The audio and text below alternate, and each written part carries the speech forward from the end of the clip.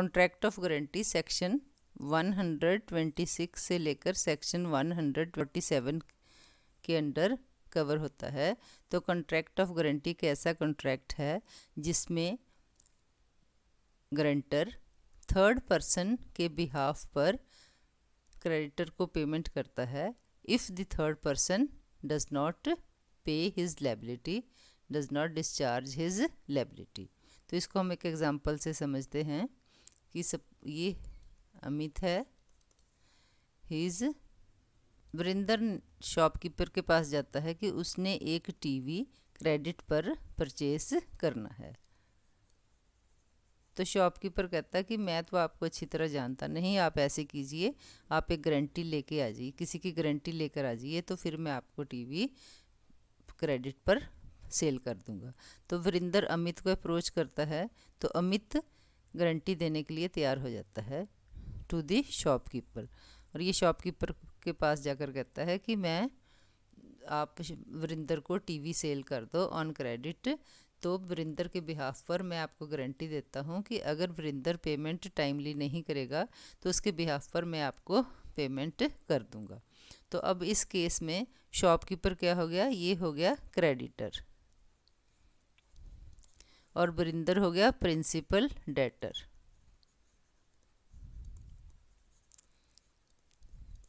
और अमित क्योंकि इसने गारंटी दी है, ये गारंटर है, तो इसको हम कहेंगे श्योरिटी।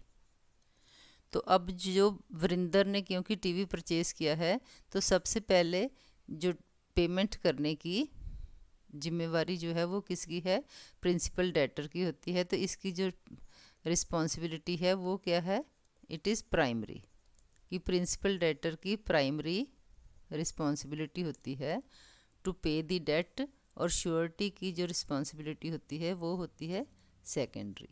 अब सेकंड है कि अब कॉन्ट्रैक्ट कितने एग्जिस्टेंस में आए। एक कॉन्ट्रैक्ट हो गया बिटवीन वरिंदर एंड शॉपकीपर, ये फर्स्ट कॉन्ट्रैक्ट हो गया। सेकंड कॉन्ट्रैक्ट किसके बीच में हुआ, शॉपकीपर और श्योरिटी के बीच में। और थर्ड कॉन्ट्रैक्ट हुआ अमित और वरिंदर के बीच में। तो कॉन्ट्रैक्ट कितने हो गए, कॉन्ट्रैक्ट 3 कॉन्ट्रैक्ट्स जो हैं एग्जिस्टेंस में आए। थर्ड है कि पार्टीज कितनी होगी, अब पार्टीज टू द कॉन्ट्रैक्ट भी 3 पार्टीज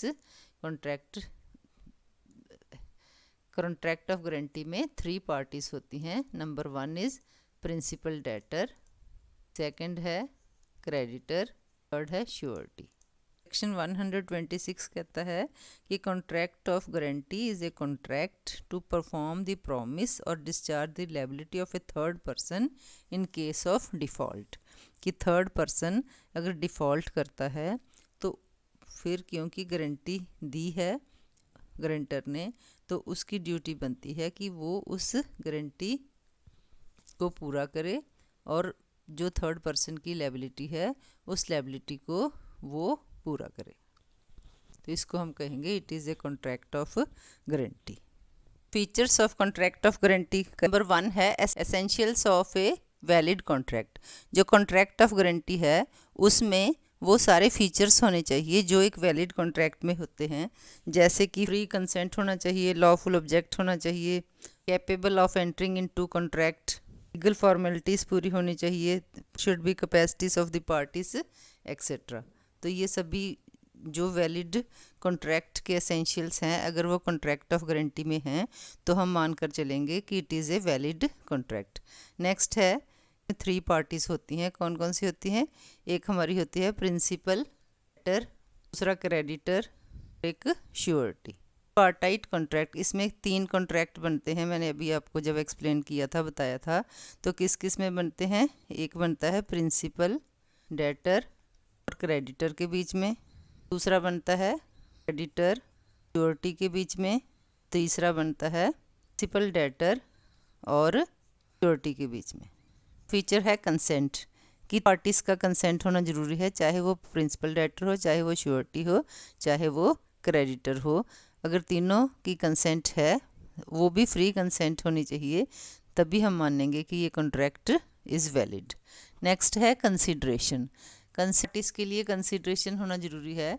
प्रिंसिपल डेटर के लिए एम्प्लॉयमेंट या अगर कोई वो लोन ले रहा है तो लोन जो है वो क्या है, उसके लिए कंसिडरेशन है। श्योरिटी के लिए कंसिडरेशन है कि ही विल गेट गुडविल, उसकी गुडविल बढ़ेगी अगर वो गारंटी देता है। साथ में he will be indemnified in case of default. और money trust weaved on the loan given, वो उसकी कंसिडरेशन है। नेक्स्ट है प्रिंसिपल डेट का होना ज़रूरी है। जो प्रिंसिपल डेट है वो क्या हो सकता है, इट कैन बी एम्प्लॉयमेंट। अगर श्योरिटी के कहने पर वो किसी पर्सन को एम्प्लॉयमेंट देता है, प्रिंसिपल डेटर को, तो एम्प्लॉयमेंट प्रिंसिपल डेट है। अगर उसने लोन दिया है तो मनी प्रिंसिपल डेट है। अगर उसने सेल की है तो जो सप्लाई है that is principal debt. Ability to enter into a contract.